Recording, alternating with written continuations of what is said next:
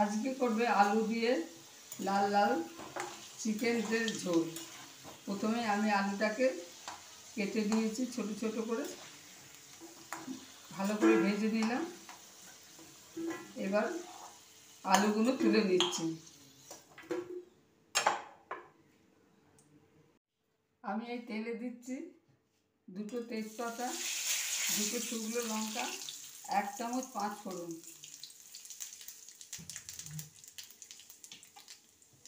পাঁচ ফোড়নের গন্ধটা খুব ভালোভাবে, 5 ফোড়নটা ভাজা হয়ে গেলে দেবো 3টে পেঁয়াজ, মাঝারি সাইজের 3টে পেঁয়াজ। 5 ফোড়নটা খুব সুন্দর ভালো ভাজা হয়ে গেছে। এবার দিয়ে দিলাম 3টে পেঁয়াজ।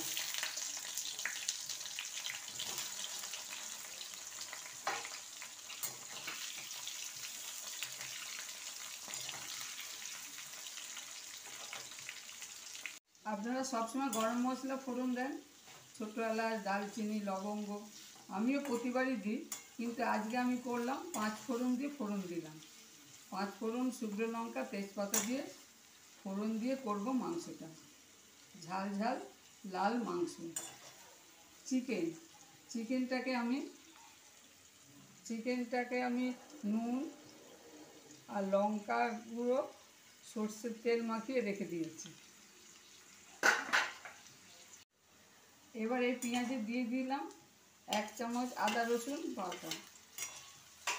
আদা রসুনের পেস্টটা দিয়ে দিলাম।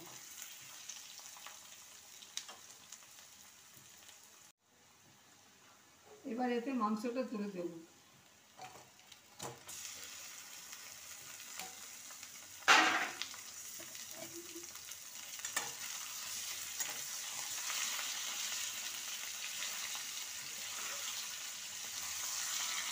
আঁচটা কমিয়ে দিলাম। মাংসটা ভালো করে ভেজে নিয়েছি।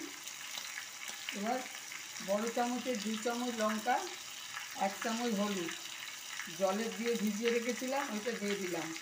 আর অন্য কোনো মশলা ব্যবহার করব না।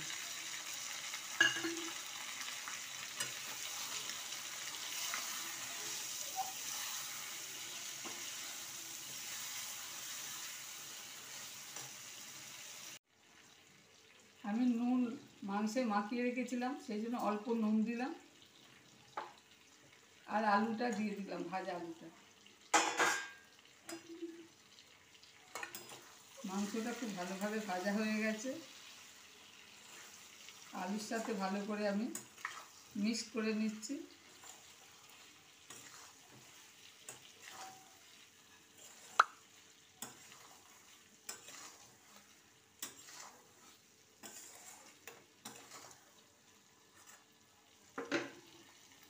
মশলাটা ধরে যাবে বলে অল্প জল দিলাম।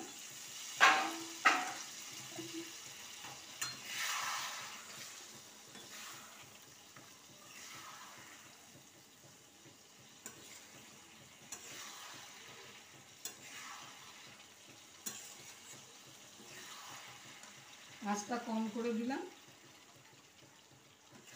দিয়ে একটু চাপা দিয়ে দিলাম যতক্ষণ না জলটা মরে।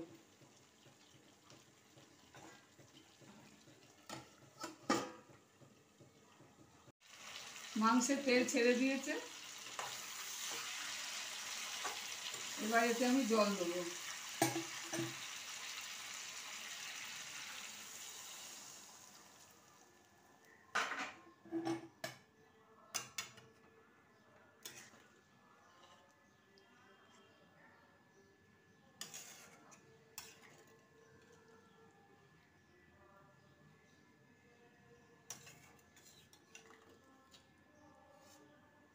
এবার এটাকে আমি চাপা দিয়ে দিলাম।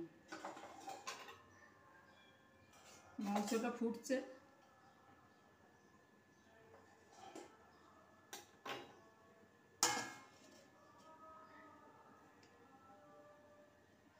মাংসটা ফুটছে। এবারে আমি হাফ বাটি দই দিয়ে দিলাম।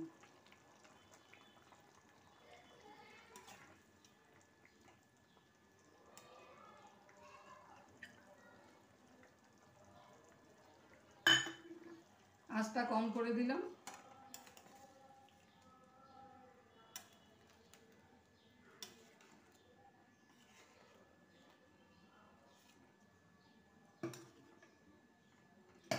এবার একদম সামান্য একটু চিনি দেবো।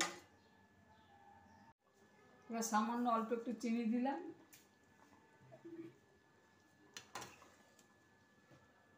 ভালোভাবে নেড়ে এবার এটাকে আমি চাপা দিয়ে দিচ্ছি যতক্ষণ না সেদ্ধ হয়।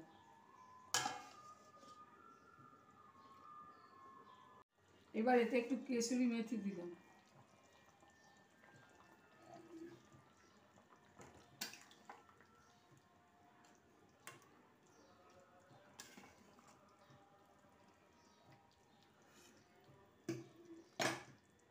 দিয়ে আবার চাপা দিয়ে দিলাম।